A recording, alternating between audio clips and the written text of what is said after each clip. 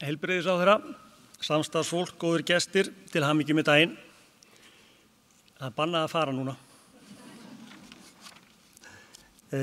Áður en ég fer yfir ársreikninginn fyrir árið 2023, sem þið hafið náttúrulega öll beðið eftir, þá ætla ég að fara stuttlega yfir þróun starfseminnar.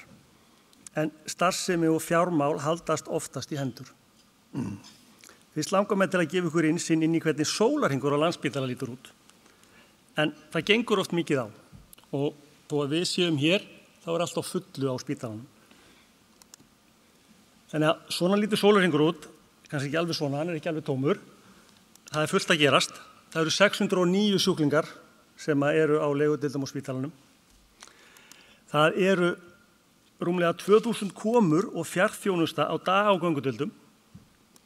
Það eru tæplega 9500 rannsóknir á rannsóknarsviði. Það eru yfir 450 sjúklingar sem fá meðferð hjá sjúkra- og iðjuþjálfum.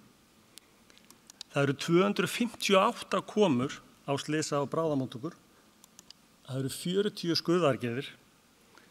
9 börn fæðast. Tæplega 200 símtöl á göngu- og bráðaþjónustu geðsviðs. 42 börn koma á bráðamóttöku barna. Það eru 7 hjartaþræðingar. Það er 31 sjúklingur í blóðskilun. Það eru 12 sjúklingar á gjörgæslu. Það eru 3700 starfsmenn í vinnu. Það eru 5 tonn af úrgangi og sem betur fyrir náum við endurvinna 1,8 tonn. Það eru rúmlega 4500 heimili sem nota jafn mikið rafmagn úr spítalinn. Og síðast en ekki síst, fyrir Magnús, forstöðumann vísinda, að þá er ein vísindagrein birt á hverjum degi. Og hann sagði mér hérna áðan að það tekur 5 til 10 ár að búa til eina vísindagrein. En við viljum ná þessari tölu allavega í 2.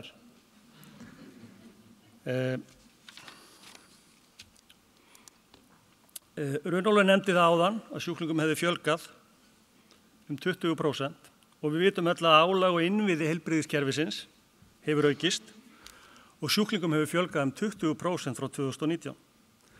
Árið 2023 voru 15% sjúklinga með erlend ríkisfang. Þeir voru frá 156 mismunandi þjóðum. Og þið þurfum ekki að reyna að lesa þarna hægra megin á glærunni. Sjúklingum með íslenskt ríkisfang fjölgaði 18% frá 2019, en sjúklingum með erlend ríkisfang fjölgaði 35% á sama tímabili. Starfsfólki hefur fjölgað 13% frá 2019 og það er jákvætt og það hefur hjálpað okkur að mæta þessari aukningu. 9% af starfsfólki í Landspítala er með erlend ríkisfang eða 657 einstaklingar. Þeir koma frá 69 mismunandi þjóðum. Starfsfólki með íslenskt ríkisfang fjölgaði 9%. En það er mjög áhugavert að sjá að starfsfólki með erlend ríkisfang fjölgaði 83% á sama tímabili. En þrátt fyrir þessa fjölgun starfsfólks þá hefur stöðugildum ekki fjölgað á tímabilinu. Ef tekið tillit til styttingu vinnuvikuna sem tók gildi 2021. Ráðherra talaði árangur áðan og til þess að setja þetta í smá samhengi að þá hefur framleiðsla klínískra þjónustu mæld í DRG-einingum aukist frá 2019. En á sama tíma hefur greiddum stöðugildum fækkað 0,7%. Þegar leiðrétt hefur verið fyrir styttingu vinnuvikunar. Þar af leiðir að fjöldi framleiddra DRG-eininga hefur vaxið á hvert stöðugildi. Framleiðni aukning mæld á þennan hátt er 7,2% frá 2019. Þetta, að mínu mati, endurspeglar aukið álag í starfseminni og undirstrikar mikilvægi þess að tryggja nauðsynlega mönnun.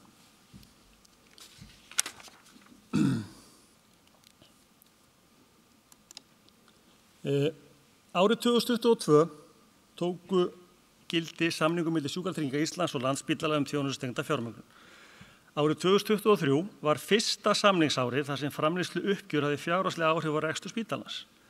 Þessi breytta aðferð við fjármögnun klíníska þjónustu spítalans gerir það að verkum að rekstrarreikningi ársins skilað í jafnvægi þrátt fyrir mikla aukningu í starfsemi.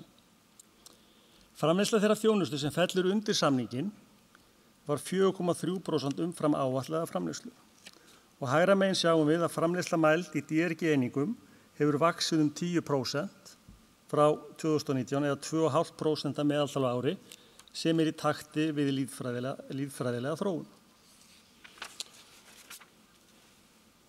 En aftur og nú að ársreikningum. Nú ætla ég að fara yfir ársreikning Landspítala fyrir árið 2023. Tekjur Landspítala á árinu 2023 voru 110,7 milljarðar og hækkuðu tæpa 5,7 milljarðar króna á milli ára eða 5,4%. Ríkisframlagið hækkaði 4,3 milljarða eða 4,5% milli ára. Verðbætur hækkuðu framlagið 6,5 milljarð en auk þess fengust aukafjárveitingar í tengslum við þjónustutengda fjármögnun og vegna ýmissa áhersluverkefna stjórnvalda.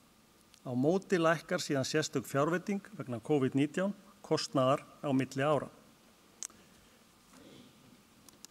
Aðrar rekstrartekjur eru til dæmis tekjur af útseldri rannsóknarþjónustu, tekjur af greiðsluþátttöku sjúklinga og tekjur af þjónustu við ósjúkratryggða sjúklinga.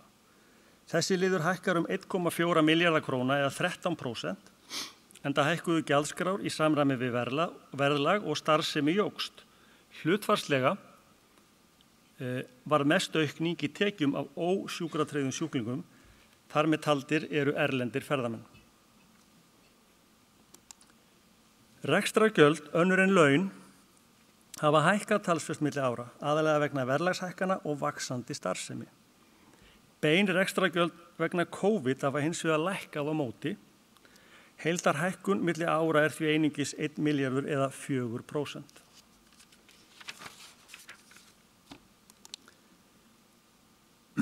Afskriftir varanlegra rekstrarfjármuna ná til tækja og búnaðar og í fyrsta skipti í ársreikningi 2023 eru endurbætur á fasteignum Landspítala afskrifaðar í rekstrarreikningi. Er að ræða uppsafnaða afskrift frá og með rekstrarárinu 2017 samtals 1,6 milljarður króna sem skýrir mikla hækkun afskrifta milli ára. Þetta gert í tengslu við áform frumvarp til laga framkvæmdir og umsýslu fasteigna fyrir Landspítala og sérhæfða sjúkrahúsþjónustu. Frestað ríkisframlag vegna fjárfestinga kemur til hækkunar á móti og hefur því ekki áhrif á rekstrarniðurstöðu ársins.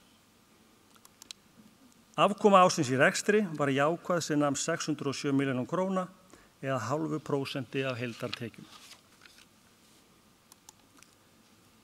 Launagjöld vegna fastra launa hækkuðu 4,3 milljarða króna milli ára eða 10,3%. Hækkunin skýrist af kjarasamningsbundnum hækkunum annars vegar og fjölgun starfsfólks hins vegar. Starfsfólki fjölgaði 2,5% milli ára en dagvinnu stöðugildum fjölgaði minna eða 2,1%. Önnur launagjöld lækkuðu umtalsvert eða 1,2 milljarða króna vegna tímabundinna viðbótarlauna sem greidd voru á árinu 2022 og féllu niður á haustmánuðum 2023. Viðbótarlaunin voru hluti af aðgerðum Landspítala til að tryggja lágmarksmönnun í COVID og í kjölfar hans.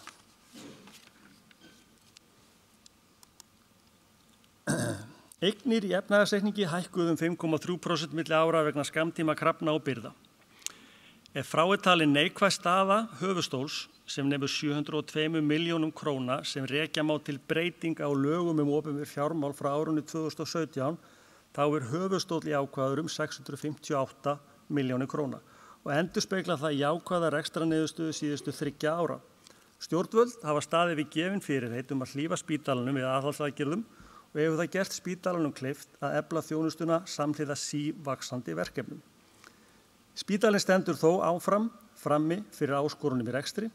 Okkur heldur áfram að fjölga. Við erum að eldast og samfélagið verður sífellt fjölbreyttara og skemmtilegra.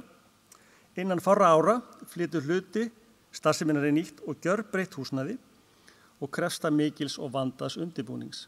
Allt þetta kallar á aukin og breytt verkefni fyrir spítalann og þess vegna sérstaklega mikilvægt að við vinnum áfram náið saman, spítalinn og stjórnvöld.